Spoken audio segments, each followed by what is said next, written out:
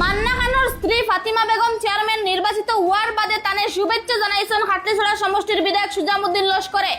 আমি আপনাদের মাধ্যমে আমার শুভেচ্ছা ধন্যবাদ সবাই জানাচ্ছি। নির্দল প্রার্থী দিলওয়ার হোসেনের কোনো ভুল থাকলে তদন্তর দাবি জানাইছেন বিধায়কে। দিলওয়ার হোসেনের উপরে তদন্ত করা হোক, দিলওয়ার হোসেনের ভুল ত্রুটি কি আছে। বোর্ড গঠনও যার ভুল থাকবো তানে শাস্তি দেওয়ার দাবি জানাইছেন সুজামে। কার কি ভুল আছে আমি হাইলাকান্দি জনসাধারণের সবাইকে বলছি, আপনারা তদন্ত করে যে দোষী হয় তাকে শাস্তি দেন। বোর্ড গঠন লইয়া রাজনৈতিকভাবে তানে প্রতিপন্ন করার উদ্দেশ্যে উল্টাপাল্টা মন্তব্য না করার আহ্বান জানাইছেন সুজামউদ্দিন লস্করে। রাজনৈতিকভাবে আমাকে প্রতিপন্ন করার জন্য এই সমস্ত করবেন না। ও 9 তারিখ মান্না খান আর কবির খানে গিয়া বিধায়কর লগে মিলছেন। মান্না ভাই, কবির ভাই, আমি একসঙ্গে আমার এই রুমে বসে চাটা মিষ্টি সব খেয়েছি, আলোচনা হয়েছে। ওনারা আমাকে অনুরোধ করেছেন নির্দল হিসাবে মান্না খানকে আপনি সমর্থন করেন, দিলওয়ারকেও বলেন আমাদের সঙ্গে থাকার জন্য। বিধায়ক সুজামউদ্দিন লস্করে সারিমুল হক সাহেবরে ফোন করিয়া ফাতিমা বেগমরে চেয়ারম্যান দেওয়ার লাগি তাই নিজে দাবি জানাইছেন। আমি হুজুরকে বারে বারে টেলিফোনে বলেছি, হুজুর মান্না খানকে যদি প্রার্থী করা হয় দিলওয়ারও ওকে ভোট দিবে, আর মান্না ভাই জয়ী হলে সবচেয়ে বেশি খুশি আমি। মান্না খানের লগে বিধায়ক সুজামউদ্দিন লস্করের কোনো বেরাসেরা নাই। আজকে মান্না ভাইয়ের সঙ্গে আমার কোনো লাগা নাই। মান্না ভাই পরিবারের সঙ্গে আমার সুসম্পর্ক।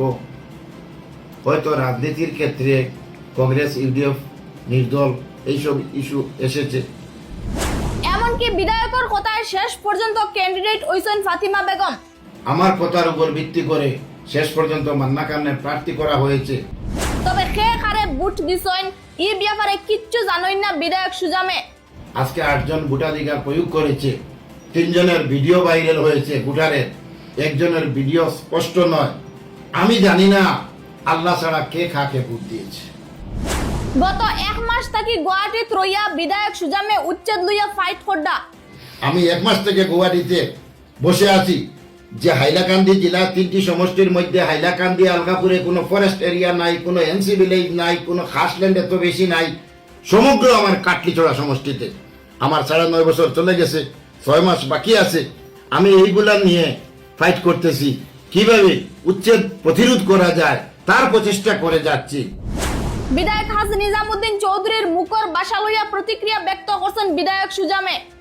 কথা বলার ভদ্রতা আছে, কিন্তু আমি বিধায়ক আলগাপুরের যা তা বলবো তা শুনে নিব, এইগুলা কথা বলবেন না। জীবনেও আমার মুখ থেকে এই সমস্ত ভাষা আসবে না।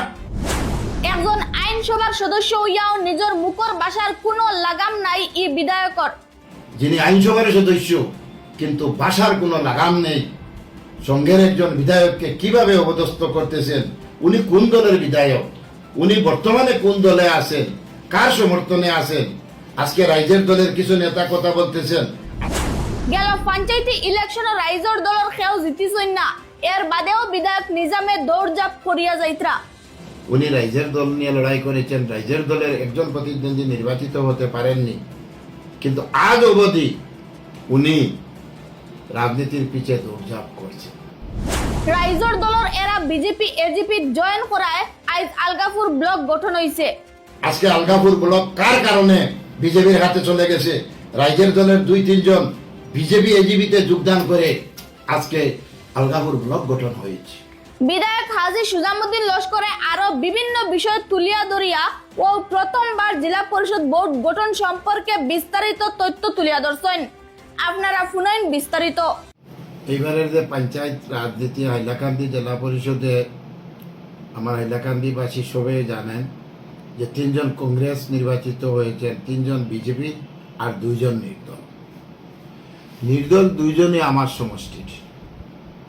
একজন 8 টাকা পঞ্চায়েত আমার সমষ্টির মান্না খানের স্ত্রী ফাতিমা বেগম, আর অন্যজন দিলওয়ার হোসেন বড়বইয়া, যেটা হাইলাকান্দি সমষ্টির 50% আর আমার পুরানা সমষ্টির 50%।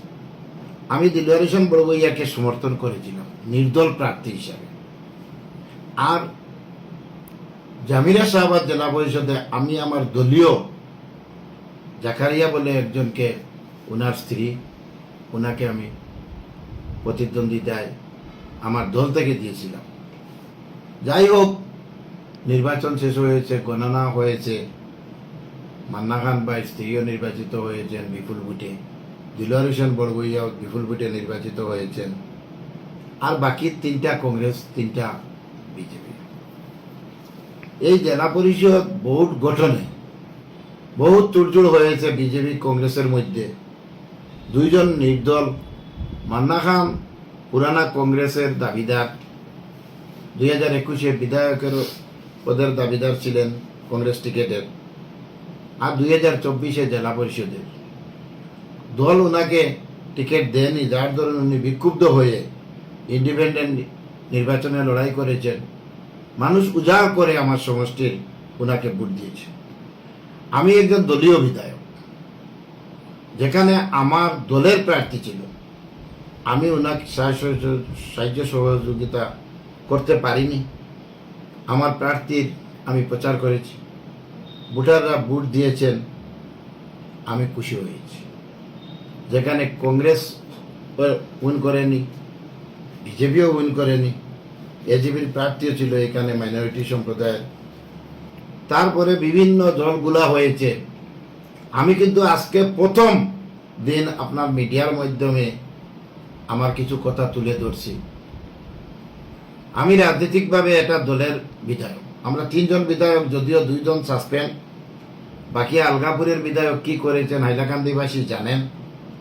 উনি রাইজের দল নিয়ে লড়াই করেছেন, রাইজের দলের একজন প্রতিদ্বন্দ্বী নির্বাচিত হতে পারেননি, কিন্তু আজ অবধি উনি রাজনীতির পিছে দৌড়ঝাঁপ করছেন। উনি কোন দলের বিধায়ক আমি বুঝতে পারিনি। রাজনীতি, দলীয় রাজনীতির স্থিতি একটা, আর আবেগের রাজনীতি আরেকটা। আজকে মান্না ভাইয়ের সঙ্গে আমার কোনো লাগা নাই, মান্না ভাইয়ের পরিবারের সঙ্গে আমার সুসম্পর্ক। হয়তো রাজনীতির ক্ষেত্রে কংগ্রেস, ইউডিএফ, নির্দল এইসব ইস্যু এসেছে। এই এরিয়ায় আমার প্রয়াত পিতা তজমল আলী লস্কর 2 বার বিধায়ক নির্বাচিত হয়েছেন, আরো 6 বার 2 নম্বর অবস্থায় ছিলেন। তিনি জীবিত থাকা অবস্থা যখন বিধায়ক হেরে যান, তখন 4-5 বার কাউন্সিলর নির্বাচিত হয়েছিলেন। এই চিফ কাউন্সিলরের দৌড়েও ছিলেন সমগ্র জেলাবাসী, বয়স্ক যারা অবগত আছে। আমি পঞ্চায়েত রাজনীতিতে আসার পর আমার স্ত্রী ফারহানা বেগম লস্কর 2 বার নির্বাচিত হয়েছেন, 1 বার কংগ্রেস থেকে, 1 বার এআইডিএফ থেকে। এই সমষ্টি দিলওয়ার হোসেনের, যেটা রংপুর রামসন্ডি জেলা পরিষদের নাম ছিল। আমিও 1 বার কংগ্রেস থেকে নির্বাচিত হয়েছি, কংগ্রেসের সেক্রেটারি, জেনারেল সেক্রেটারি আমি ছিলাম। যখন আমাকে 2 বার ডিপ্রাইভ করা হয়েছে, 1 বার এনামুদ্দিন লস্কর, আমার 2 জনের লড়াই হয়েছে। প্রাক্তন মন্ত্রী গৌতম রায়, কংগ্রেসের তাবড় নেতা, উনি সমর্থন দিয়েছিলেন এনামুদ্দিন লস্করকে। আমার কোনো প্রস্তাবই আসেনি, যার দরুন আমি বিক্ষুব্ধ হয়ে ওই সময়ে আমি কংগ্রেস ত্যাগ করে এআইডিএফ দলে যোগদান করেছিলাম। আমি আল্লাহ বিশ্বাসী, যা হয় আল্লাহর উপর ছেড়ে দেই। আল্লাহর হুকুম ছাড়া কিছু হয় না। আমি কাউকে দোষারোপ করিনি, আল্লাহর হুকুম হয়নি, তার জন্য আমি জেলা পরিষদ চেয়ারম্যান হতে পারিনি।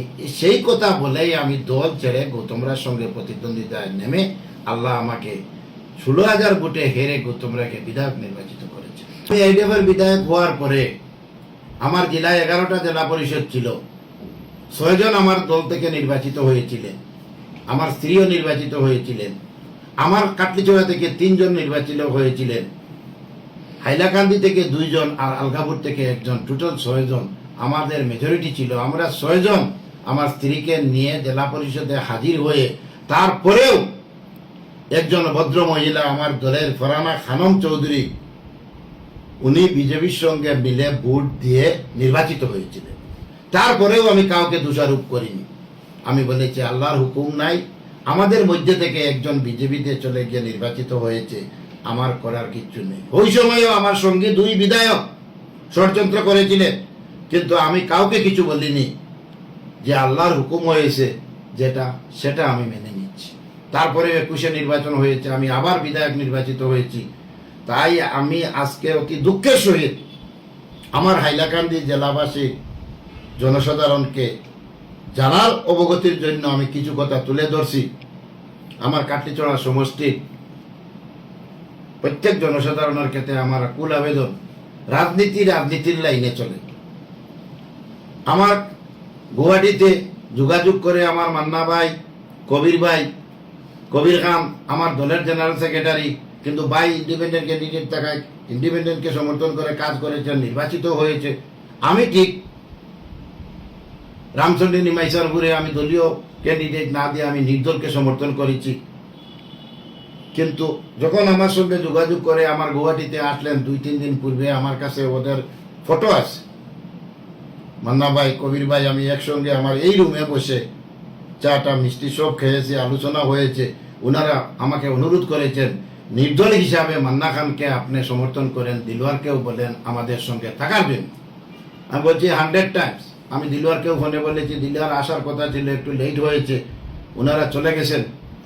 আমাকে তারপরে যোগাযোগ করলেন আমাদের বাস স্ট্যান্ডের হুজুর সারিমুল হক সাহেব, যিনি ইসলামিক পণ্ডিত, গণ্যমান্য ব্যক্তি, সমাজসেবী। ওনার সঙ্গে টেলিফোনে আপনি একবার খুলে বলে দেন যে মান্না ভাই নির্দল, ওনাকে যদি দল থেকে নির্বাচিত করা হয় তাহলে দিলওয়ার ভাইও ভোট দিবে, আপনিও সঙ্গে থাকবেন। আমি হুজুরকে বারে বারে টেলিফোনে বলেছি, হুজুর আমি আইডিএফ দলের বিধায়ক, আমি কংগ্রেসকে সমর্থন করতে পারবো না, আমি বিজেপিকে সমর্থন করতে পারবো না। মাত্র মান্না খানকে যদি প্রার্থী করা হয় দিলওয়ারও ওকে ভোট দিবে, আর মান্না ভাই জয়ী হলে সবচেয়ে বেশি খুশি আমি। আমার সমষ্টির জেলা পরিষদ, আমার এরিয়ার উন্নতি একটু বেশি হবে। জেলাবাসীরও যেটা সেন্টিমেন্ট যে 5 জন বিজেপি বিরোধী নির্বাচিত হয়েছেন, যদিও 3 জন কংগ্রেসের, 2 জন নির্দলের, কিন্তু এআইডিএফের কেউ জয়ী হয়নি। তার জন্য আমি মিডিয়ায় কোনো কথা কোনোদিন বলিনি যে আমার দলের এক সদস্য নাই, একজন মাত্র আমার সমর্থনে নির্বাচিত হয়েছে। আমি উনাকে যেভাবে বিজেপি বিরোধী বডি গঠন করা যায় সেইভাবে আমি উনাকে সুপরামর্শ দিব। আজকে 8 জন সদস্যর ভোট হয়েছে। বাস স্ট্যান্ডের হুজুর সাহেব জানেন গত করল ফোনে আমি কি কথা বলেছিলাম। আমার কথার উপর ভিত্তি করে শেষ পর্যন্ত মান্না খানের প্রার্থী করা হয়েছে। আজকে 8 জন ভোটাধিকার প্রয়োগ করেছে। 60 জনের 3 জনের ভিডিও ভাইরাল হয়েছে ভোটারের, একজনের ভিডিও স্পষ্ট নয়। আমি জানি না আল্লাহ ছাড়া কে কাকে ভোট দিয়েছে। 4টা সমান সমান হয়েছে, লটারি হয়েছে। লটারির মাধ্যমে মান্না খানের স্ত্রী ফাতিমা বেগম জয়ী হয়েছেন। কিন্তু বর্তমানে আমি দেখতে পাচ্ছি যে আমার এক বিধায়কও, যিনি আইনসভার সদস্য, কিন্তু ভাষার কোনো লাগাম নেই। সঙ্গের একজন বিধায়ককে কিভাবে অপদস্থ করতেছেন। উনি কোন দলের বিধায়ক, উনি বর্তমানে কোন দলে আছেন, কার সমর্থনে আছেন। আজকে রাইজের দলের কিছু নেতা কথা বলতেছেন আজকে আলগাপুর ব্লক কার কারণে বিজেপির হাতে চলে গেছে। রাইজের দলের 2-3 জন বিজেপি এজিবিতে যোগদান করে আজকে আলগাপুর ব্লক গঠন হয়েছে। আজকে এই রাইজের দলের নেতারা আলগাপুর ব্লকের কথা একটি কথাও বলে না, বারে বারে বিধায়ক সুজামুদ্দিনের কথা বলে। হ্যাঁ, দিলওয়ার হোসেনকে আমি সমর্থন দিয়েছি, এখনো বলছি দিলওয়ার হোসেনের উপরে তদন্ত করা হোক। দিলওয়ার হোসেনের ভুল ত্রুটি কি আছে? যে 4টা ভোট ভিডিও বাইর হয়েছে, প্রশাসন মোবাইল এলাও করেছে, প্রত্যেকের ভোট মোবাইলে রেকর্ডিং করে ভাইরাল করেছে। তার মধ্যে কি ত্রুটি আছে, কার কি ভুল আছে, আমি হাইলাকান্দি জনসাধারণের সবাইকে বলছি আপনারা তদন্ত করে যে দোষী হয় তাকে শাস্তি দেন। আর অযথা রাজনৈতিকভাবে আমাকে হে প্রতিপন্ন করার জন্য এই সমস্ত করবেন না। তাই আমার সমষ্টির বিশেষ করে কাটলিছড়ার জনসাধারণকে আমি একটি বার্তা দিতেছি, আপনারা ভোট দিয়ে আমাকে বিধায়ক নির্বাচিত করেছেন, আমি আপনাদের স্বার্থে কাজ করতেছি।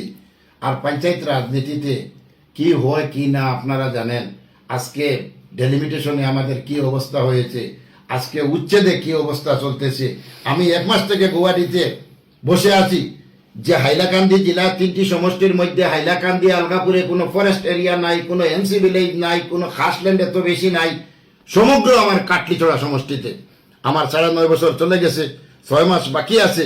আমি এইগুলা নিয়ে ফাইট করতেছি, কিভাবে উচ্ছেদে কে রোকা যায়, উচ্ছেদ প্রতিরোধ করা যায়, তার প্রচেষ্টা করে যাচ্ছি।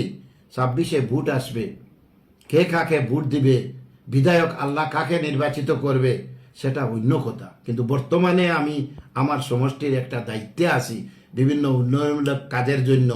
আমি মান্নাভাই স্ত্রী ফাতিমা বেগম জয়ী হয়েছেন, আমি আপনাদের মাধ্যমে আমার শুভেচ্ছা ধন্যবাদ সবাই জানাচ্ছি যে অন্ততপক্ষে আমরা একত্রিত হয়ে উন্নয়নের ক্ষেত্রে সমাজের শান্তি শৃঙ্খলা বজায় রাখে কিভাবে এরিয়া জেলার উন্নতি করা যায় সেদিকে নজর দেই। আর আজকে আমি 2-3টা ভিডিওতে দেখেছি আমার প্রয়াত পিতা তজমুল আলী লস্করকেও গালিগালাজ করা হচ্ছে, যিনি আমি বিধায়ক 16তে হওয়ার 12 দিন আগে উনি মারা গিয়েছেন। আজকে উনার ব্যাপারে যেভাবে অপপ্রচার করা হচ্ছে, যেভাবে গালিগালাজ করা হচ্ছে, কথা বলার ভদ্রতা আছে, কিন্তু আমি বিধায়ক আলগাপুরের যা তা বলবো তা শুনে নিব, এইগুলা কথা বলবেন না। জীবনেও আমার মুখ থেকে এই সমস্ত ভাষা আসবে না ইনশাল্লাহ। আল্লাহর নাম নিয়ে বলছি, 26-এর লড়াই যেটা হওয়ার হবে, আলগাপুর কাটলিচড়া সমষ্টির জনসাধারণ নির্বাচিত করবেন, যাকে নির্বাচিত করবেন উনি বিধায়কের দায়িত্ব পালন করবেন।